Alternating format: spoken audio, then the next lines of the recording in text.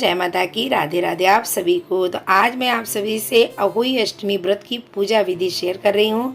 कहते हैं जिस प्रकार पति के लिए करवा चौथ का व्रत रखा जाता है, उसी प्रकार से ये संतान के लिए अहोई अष्टमी का व्रत रखा जाता है। संतान के दीर्घायु के लिए, उसके उज्जवल भविष्य के लिए, अगर संतान नहीं है तो उसकी प्राप्ति के लिए भी ये व्रत रखा जाता है।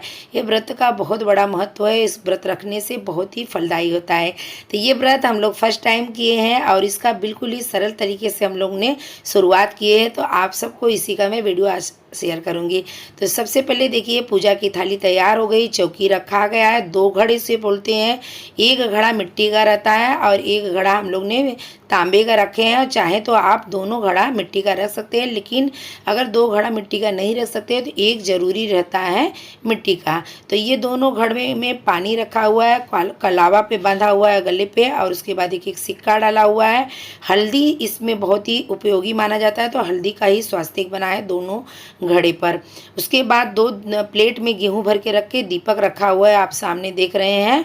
और ये है अहोई माता का फोटो, जिस प्रकार से करवा चौथ माता का आता है उसी प्रकार से है। तो इसको टेप से हम लोग ने दीवार में चिपका दी है। अभी आचमनी करके पवित्री करेंगे और सब जगह जल छिड़केंगे, जो दोनों घड़ा है वहाँ पे और जहाँ पे अहोई माता है, दीपक को सब जगह जल छिड़क के पवित्रीकरण करके हाथ में पैसा लेंगे और थोड़ा सा अक्षत लेके संकल्प लेंगे। आप चाहें तो अलग से गणपति बप्पा को रख सकते हैं, नहीं तो फिर ये फोटो के अंदर शिव परिवार को भी मान रखा जाता है। जिस प्रकार से, जैसे कि जो अहोई माता है, कहते हैं वो माता पार्वती के ही अवतार है। माता पार्वती ने गणपति बप्पा को गोद में लिए हुए ऐसा मिट्टी का एक बना के भी कोई कोई पूजा करता है। अगर आप नहीं बनाना चाहते तो घर में की गणपति बप्पा उनको रख सकते हैं, नहीं तो ये फोटो में भी गणपति बप्पा है, उन्हीं को भी आह्वान कर सकते हैं। तो हम लोगों ने जो गणपति बप्पा फोटो में है उन्हीं को आह्वान कर दिए। उसके बाद सभी को हल्दी का टीका लगाया जाता है। ये इस व्रत में हल्दी का बहुत बड़ा महत्व होता है, तो सब जगह पहले हल्दी का लगा देंगे, बाद में चाहिए तो आप सिंदूर और कुमकुम लगा सकते हैं।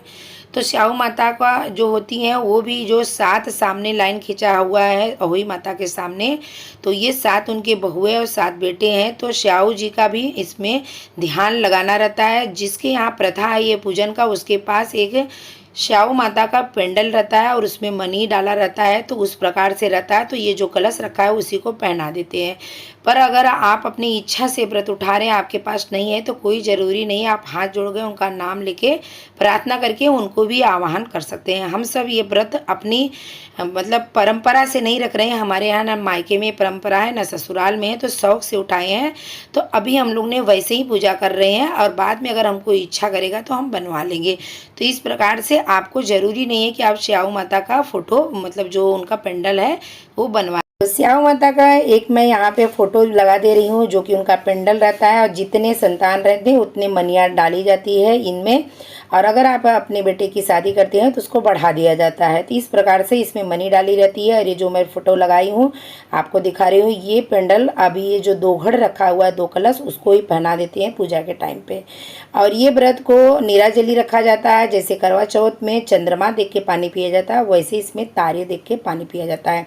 लेकिन हम लोग ना आगे के लिए सोचते हुए कि आगे तबीयत वगैरह ना खराब हो और जैसे कि आगे भी ये परंपरा हमारा चलता रहे, तो हमारे यहाँ कोई रीति रिवाज नहीं है कि हमको ये व्रत निराजली रखना है, कैसा है। तो हम लोग ने इसमें नारियल पानी और पानी सिर्फ लेके इस तरह से हम लोग व्रत रखना स्टार्ट किए हैं।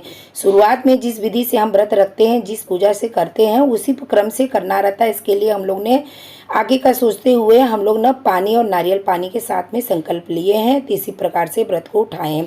तो यहाँ पे इनको धूप दीप सब दिखाने के बाद फल का नैवेद्य दिखा दिए। उसके बाद वस्त्र उर्पी का लावा सब चढ़ाए और भोग में इनको गुलगुला चढ़ता है, मीठा गुलगुला, जिसको कहीं कहीं अलग अलग नामों से जाना जाता है। हमारे इधर तो गुलगुला ही बोला जाता है। तो ये देखिए आटे का बनता है। तो यहाँ पे ये लगा के फिर आचमनी दिखा के इनका भोग लग गया। तो श्रृंगार के सामान में हम लोग ने चूड़ी, बिंदी, नेल पॉलिश, सिंदूर, यही सब मेन जो श्रृंगार की चीज़ें हैं वही चढ़ाए। आप चाहें तो सब कुछ चढ़ा सकते हैं, नहीं तो मेन चीज़ों को भी श्रृंगार में चढ़ा सकते हैं। उसके बाद दक्षिणा रख के आचमनी घुमा के और उनका पैर पड़ लेंगे। तो इस तरह से पूजन हो जाता है। इसके बाद बायना निकालना रहता है। बायने में आप साड़ी ड्रेस कुछ भी रख सकते हैं, नहीं तो ब्लाउज पीस भी रख सकते हैं। और उसके बाद उस पर कुछ मीठा और कुछ दक्षिणा रखा रहता है। तो ये चीज़ें जो है ससुराल पक्ष में दिया जाता है, जेठानी, नंद, सास, किसी को भी ये बायना दिया जाता है। अगर आप हर बार दे जाना चाहें तो हर बार दे सकते हैं, नहीं तो अगर आप फर्स्ट बार कर रहे हैं तो फर्स्ट बार ज़रूर कपड़े के साथ में दिया जाता है, नहीं तो बाद में आप कुछ दक्षिणा और मीठा भी दे सकते हैं।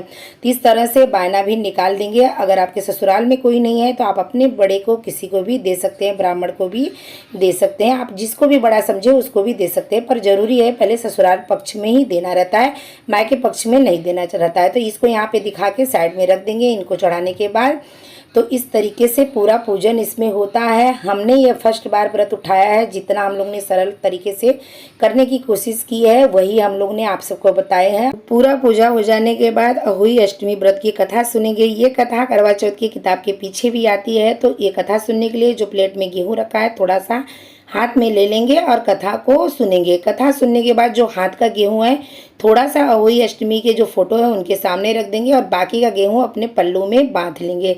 पल्लू में बांधने के बाद जब तारा निकल जाता है तो तारे को अर्घ देके व्रत खोला जाता है। तो जो 2 घड़ रखा हुआ है, यानी कि जो 2 कलश रखा हुआ है, जो मिट्टी का कलश है इसको यहीं छोड़ देंगे। ऊपर वाला जो कलश है इसी से अर्घ दिया जाता है। तो ये जो गेहूँ हाथ में जो पल्लू में बांधे रहेंगे इस लोटे में डाल के ये तारे को अर्घ देने के लिए लेके जाएंगे। तो ये जो कलश है मैं आपको दिखा रही हूँ थोड़ा सा जूम करके, इसी कलश को ले जाके अर्घ देना रहता है तारे को। और नीचे वाली जो कलश है ना, ये छोटी दिवाली के दिन इस जल को बच्चे को स्नान कराया जाता है। अगर आपके बच्चे बाहर हैं, नहीं है, तो आप चाहे तो अपने पति के ऊपर भी छिड़क के पूरे घर में छिड़काव कर दे इस जल का। उसके बाद कोई झाड़ या पौधे को डाल सकते हैं। तो ये बोलते हैं छोटी दिवाली के दिन ये कलश उठाया जाता है। लेकिन जिसके पास जगह का अभाव है, हमारे पास इतना समय तक यहाँ नहीं रख सकते हैं, तो हम लोग ने ये कलश को उठा के मंदिर के अंदर रख देंगे। हमारे मंदिर में नीचे जगह है तो वहीं पे रख देंगे। ये हम अपनी इच्छा से कर रहे हैं, अगर आपको सही लगे तो ही करें, नहीं तो आप कलश वहीं पे मतलब रहने दें। तो हमारे यहाँ इतना जगह नहीं है पर्याप्त की 5 दिन हम यहाँ रखे रहेंगे। कोई बच्चे लोग धक्का लगा देंगे तो वो अब सबून माना जाएगा। इसके लिए हम यहाँ से हटा के मंदिर में रख देंगे। जिस दिन छोटी दिवाली रहेगा उस दिन बच्चे को स्नान करा देंगे। व्रत हम लोग ने संध्या काल में किए थे, यानी कि ज़्यादातर ये प्रदोष काल में व्रत किया जाता है। तो पूजा करते करते ही मतलब तारे निकल गए थोड़े टाइम के बाद ही। तो अभी हम लोग ना अर्घ दे के आ गए। अर्घ देने के बाद अगर आप नीरा जली हैं तो जिस प्रकार से करवा चौथ के व्रत में अपने पति के हाथ से जल पीते हैं उसी प्रकार से आप पुत्र के हाथ से भी जल पी सकते हैं।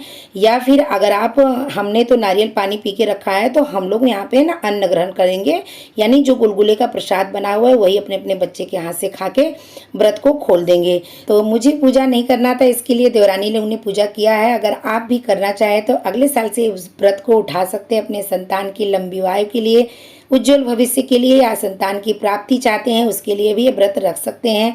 अगर आप पहले से रखते हैं तो मुझसे कुछ छूट गया हुआ तो वो भी मुझे कमेंट करके बता सकते हैं। और बाकी अगर विधि विधान कोई एक्स्ट्रा है तो ऐड कर सकते हैं, लेकिन कम नहीं करना चाहिए। तो अगर आप बताएंगे तो हम उसमें कुछ बढ़ाना रहेगा तो बढ़ा देंगे। तो बस वीडियो अगर थोड़ा सा पसंद आए तो अपने पहचान वाले को शेयर जरूर करें, एक लाइक जरूर करें। जय माता की, राधे राधे। आप